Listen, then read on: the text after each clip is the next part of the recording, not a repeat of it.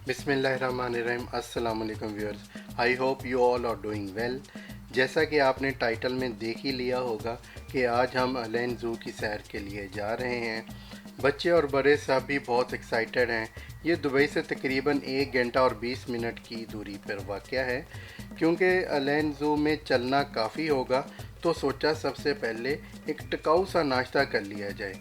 आलू वाले पराठे और चाय के नाश्ते के बाद हमने एक बार फिर अपना रखते सफ़र बांधा। अलैन ज़ू का सफ़र हमेशा से ही अमेजिंग रहा है, जिसकी बड़ी वजह यहाँ के कुशादा रोड और speed limit 140 kilometre per hour है। बच्चे रास्ते में नज़र आती दूर माउंटेन्स को कैमरा की मदद से जूम कर के देख रहे थे और सफ़र को एंजॉय कर रहे थे। फाइनली हम लोग अपनी मंजिल पे पहुंच गए हैं। यहाँ पे पब्लिक ट्रांसपोर्ट से भी बआसानी आया जा सकता है। सबसे पहले टिकट्स हाउस का विज़िट किया और टिकट्स बाय की।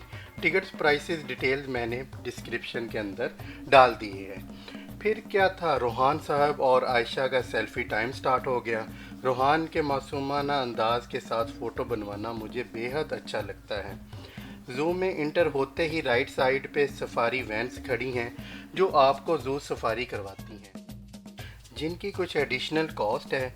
इंफॉर्मेशन ऑफिस से ज़ू का मैप पकड़ा और लग गए एक्सप्लोर करने।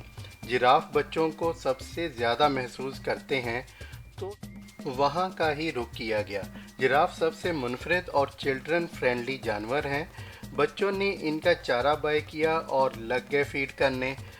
जिराफ अपनी लंबी नेक घुमाकर चारा बच्चों से खाने लग गए। खान साहब और आयशा को ये बहुत ही फैसिनेट कर रहा था।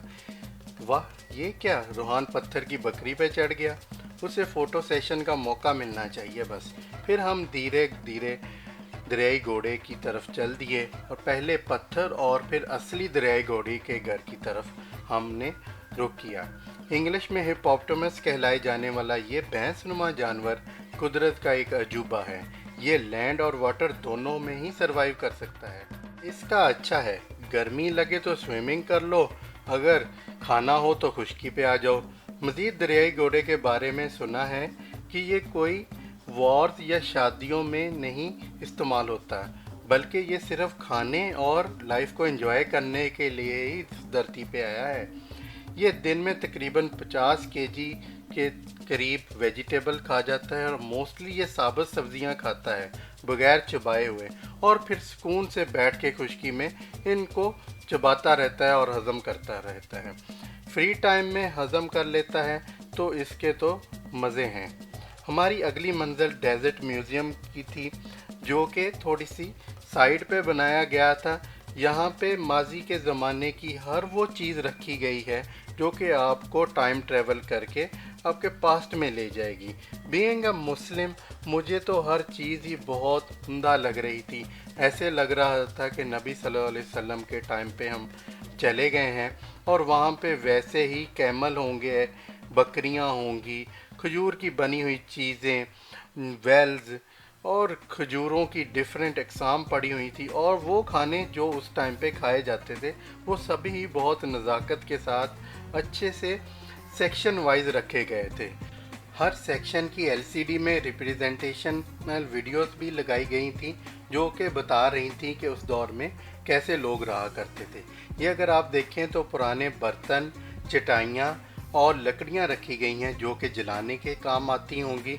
और अगर हम दूसरी साइड पे जाएं तो खजूर का सेक्शन आ जाता है। खजूर की बनी हुई चटाई, खजूर की बनी हुई कारपेट्स और खजूर की कुछ अक़साम पड़ी हुई हैं जो कि बहुत ही दिल को लुभाने वाली हैं। खजूर का तना भी पड़ा हुआ है जो कि उस टाइम पे इन्होंने कलेक्ट किया होगा।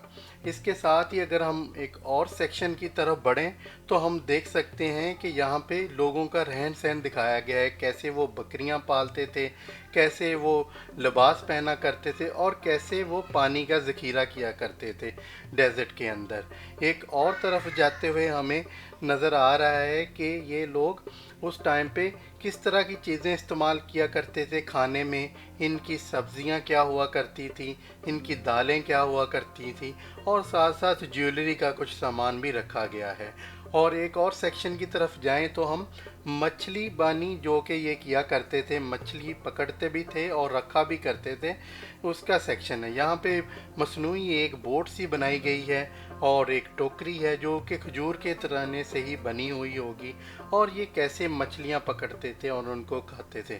अब हम एक और सेक्शन की तरफ बढ़ रहे हैं जहाँ पे कुछ जानवरों को हनूद किया गया है, यानी कि मसाला लगा के रखा हुआ है, और इनको प्रिजर्व करने के साथ साथ इन्होंने कुछ पौधे भी उस टाइम के रखे गए हैं जो कि उसी वक्त की अक्कासी करते हैं। एक और थोड़ा सा आगे बढ़ें तो कुछ हमें फाल्कन्स नज़र आते हैं और हमें इनका पुराना डेजर्ट नज़र आता है कि उस टाइम पे कैसा होता होगा। ये एक कुआं बनाया गया है जो कि बिल्कुल उसी टाइम की तर्ज का ही बना हुआ है। इसके अंदर कैसे एक पुली का इस्तेमाल किया गया है। अफ्रीकन भाई अपने विलेज के सामने कुछ ऐसी धुन छेड़ रहे थे जो कि शायद उनको भी समझ नहीं आ रही थी। मुझे लगता है किसी ओल्ड अफ्रीकन गाने का रिमिक्स बना रहे हैं। लायंस वर्ल्ड में इंटर होते ही अब दोपहर हो गई थी और मोस्टली वाइल्ड एनिमल लंच करके अपना सुस्ताने के अमल के साथ दो चार थे। चीता सो रहा था मगर चीती पहरा दे रही थी। शायद उसको चीते पे कोई शक था या कोई डाउट था उसे। फिर साथ में मगरमच्छ थे, उनको देखा। क्रोकोडाइल बच्चों को इसलिए भी अच्छे लगते हैं कि वो काफ़ी इन हैं आजकल कार्टून्स में। कुछ मगरमच्छ हिल रहे थे और कुछ शायद सो रहे थे या सोने का बहाना कर रहे थे। अलेन ज़ू काफ़ी वसी है जिसके अंदर काफ़ी नेचुरल सीन्स हैं जो कि आपके दिल को बहुत ही लुभाते हैं। पाम ट्री के गार्डन्स हैं और ओल्ड इरिगेशन सिस्टम भी आप वहाँ पे नज़ारा कर सकते हैं। वॉक काफ़ी हो गई थी तो सब लोग मेरी तरफ बहुत शुक्राने की नज़र से देख रहे थे, क्योंकि अगर अच्छा टिकाऊ नाश्ते का मशवरा ना दिया होता तो सबको भूख लग जाती और यहाँ चारे के अलावा कोई चीज़ नहीं थी खाने के लिए। फिर हम लोग गोरिल्ला विलेज चले गए। वहाँ पे मोस्टली फीमेल्स गोरिल्ला आपस में कुछ अहम टॉपिक्स पे बातें कर रही थी और मेल गोरिल्ला उनकी बातें आंखें बंद करके सुन रहे थे कि उनको लगे कि गोया ये सो रहे हैं। म्यूज़िक के साउंड को फॉलो करते करते हम एक फ़ीमेल सिंगर की तरफ चल दिए। हमको वो शायद इंग्लिश का गाना ज़बरदस्ती सुनाने की कोशिश कर रही थी जो कि मुझे और रोहान और बल्कि किसी को भी समझ नहीं आ रही थी। अलेन ज़ू की माउंटेन का नज़ारा आप ज़ू की छत से बहुत ही अच्छे तरीके से कर सकते हैं। दिल फरेब पहाड़ियाँ और कैमरे की मदद से जूम इन करके पहाड़ियों को अपने करीब महसूस करने का एक्सपीरियंस भी बहुत ही उम्दा रहा।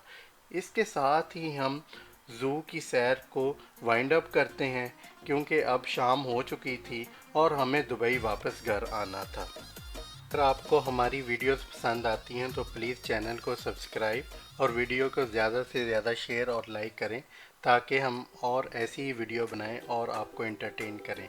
Thank you so much for watching.